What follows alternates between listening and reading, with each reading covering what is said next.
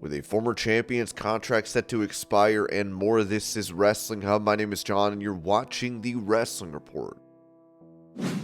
Before we get into the rest of the video, make sure you subscribe to Wrestling Hub and turn on all notifications to stay up to date with everything in the world of pro wrestling. Also, don't forget to follow us on Instagram at Wrestling Hub Official and follow us on Twitter at Wrestling_Hub.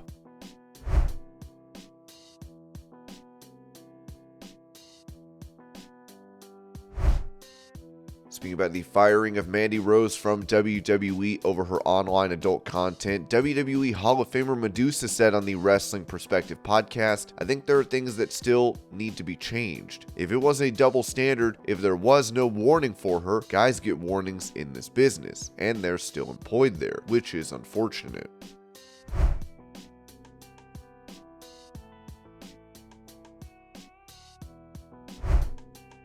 When asked about AEW fans being like a cult on his Hall of Fame podcast, Booker T responded, I agree 100%. I wouldn't say all of them. I'm not going to say all of them, but a lot of them. Sometimes they're just looking for it. It's like being in a relationship, where you get one of those girlfriends that's just looking through your phone all the time, just looking for something, making up excuses to have a fight, stuff like that. That's the way AEW fans are. You could be talking about something totally irrelevant to AEW and they're like, wait a minute, he's talking about AEW. Did he say Kenny Omega? It's that kind of stuff. It's like they're paranoid. Relax. No one's thinking about AEW that much enough to where we're going to try to talk in code about it.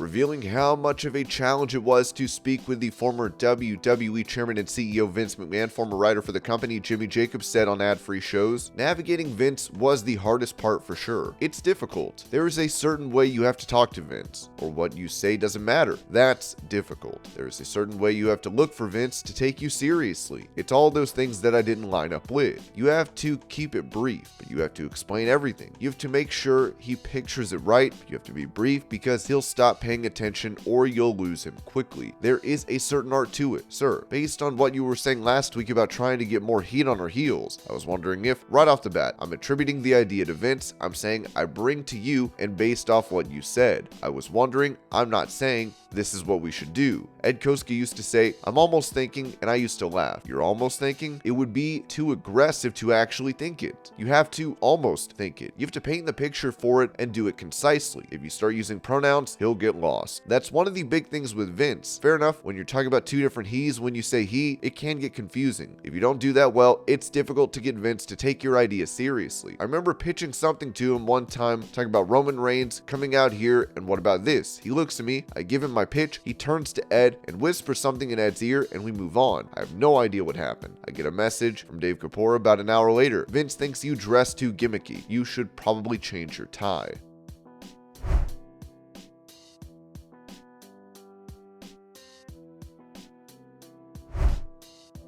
Talking to Gary Vaynerchuk about The Rock's debut for WWE, Undertaker recalled his thoughts as he said he came into Madison Square Garden and they'd given him the name of Rocky Maivia. Oh my gosh, it was awful. I mean, they handcuffed him right out of the get-go, right? I remember watching him, and the Garden fans, they're merciless if they don't like what you're doing. And man, they just lit him up. I had no clue how charismatic he was. I was like, such a shame. He's not going to be here long. Once he got to the Nation of Domination, it had completely flipped. By the time he was at the end of his run with them, I was like, he's not going to be here long. You could just tell that he was destined to move on to better things.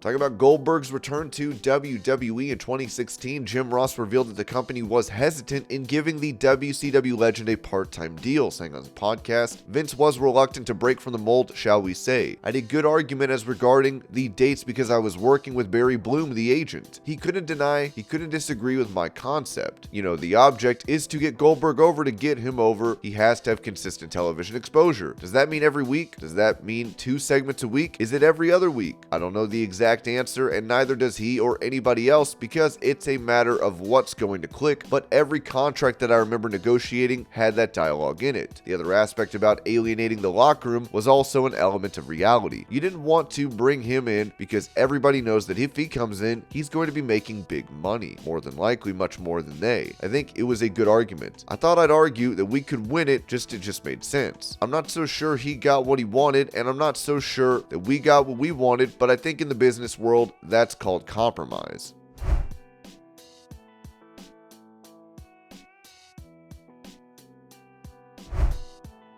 On the Bootleg Universe podcast, John Morrison touched on CM Punk's rant from the post-all-out press scrum where he noted, "You know what's crazy? I listened to the audio before I watched the video. It was funny listening to it and just picturing because my friend had told me that he's right next to Tony. He's always had a temper when things don't go his way, and in his defense, what he wants is to make it. He's a guy that wants to make it and screw anything that gets in his way. That was his mentality then, and I think it is still now. I think sometimes though personally, I've got destructive self-energy. And if anything doesn't go my way, I'll lash out, but I lash in and beat myself up. Punk does both. So him and Mox, you won the championship back. I don't know exactly the extent of his injuries, but I think he tore something, like his upper triceps or something, which is very frustrating, especially when you get to be at his age. He's basically at my age. When you get hurt, it's not like getting hurt in your 20s. It takes a lot longer, and it's not necessarily the pain that's upsetting. It's the knowledge that, okay, if this is a fully torn triceps, that's 6 months to a year before it's functioning at close to 100%. If you come back earlier, you can re-injure it. So there are probably a lot of things that are going on in his head. What I think is funny is how he dealt with it. In some ways, he just lashed out at the entire AEW roster. Whether they deserved it or not, I don't know. From his point of view, they did. From my point of view, professionally, I would never personally say that about a lot of the roster just because I don't think it's good business. But on the other hand, that's what he's known for. And he just reverted to character, like dropping a pipe bomb. He's upset, and he just reverts to, I'm gonna blow the whistle on MJF, on everybody I don't like on this roster, screw them, screw Colt Cabana. He's obsessed with Colt Cabana. Screw everybody. Everything's bothering me. I'm just gonna air it out right now and call everyone on their crap.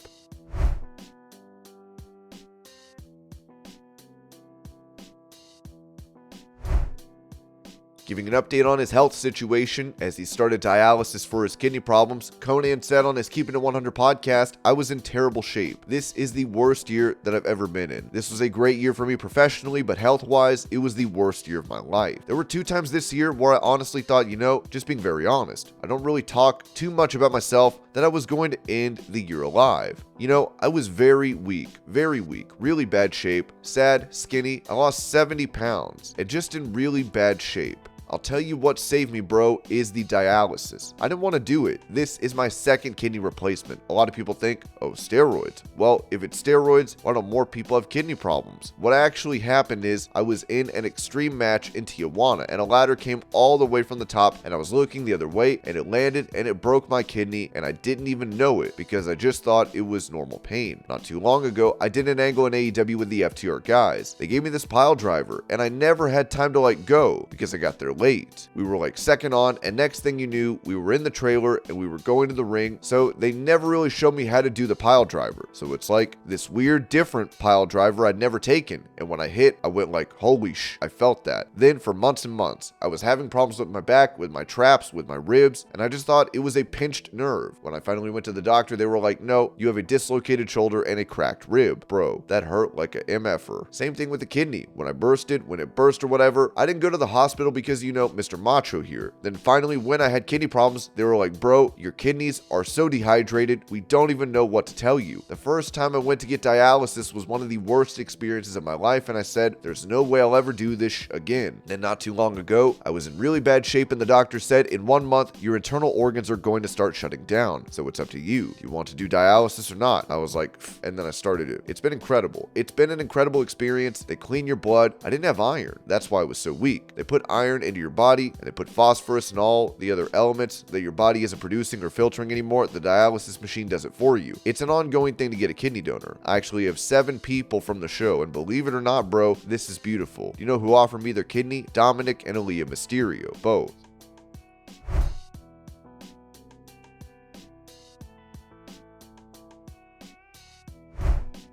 Mentioning conversations he's had with Tony Khan to work for AEW, Kurt Angle revealed on his podcast that, honestly, I talked to Tony a couple of times. I dabbled and, threw some numbers at him that were astronomical, just to see if he would bite. But Tony's a good guy. He was a big fan of mine. I was the one he told me that he wanted in his company because he thought I was one of his favorite wrestlers. I guess he was a huge wrestling fan growing up. I was considering it, but now I have such a solid relationship with WWE. I have a nostalgia contract with them. I do a lot of programming on TV with WWE, so I don't think it's going to happen, unfortunately, but I'm happy where I am. I look back and I know I left WWE in 2006 and came back in 2017. I don't regret that because I had a great career in TNA, but a small part of me says I wish I would have stayed. I can't imagine what my career would have been like if I would have continued on for another 11 years in WWE. So I'm just happy to be where I am right now.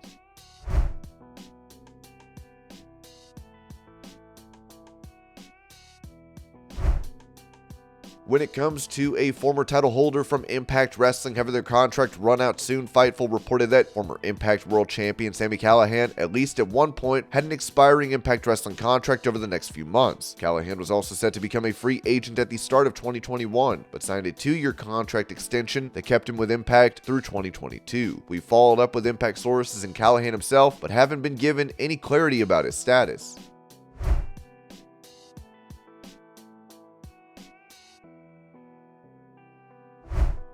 When it comes to ideas for WrestleMania 39, Wrestling News reported that current plan for the WrestleMania main event, Night 1, Seth Rollins versus Drew McIntyre or Cody Rhodes for the WWE Championship. Night 2, Roman Reigns versus to be decided for the Universal Championship. If they can't get The Rock, then Cody will be in the spot against Roman. And this was your Pro Wrestling News Update. I hope you're all having a great day. Thank you so much for watching, and I'll see y'all later.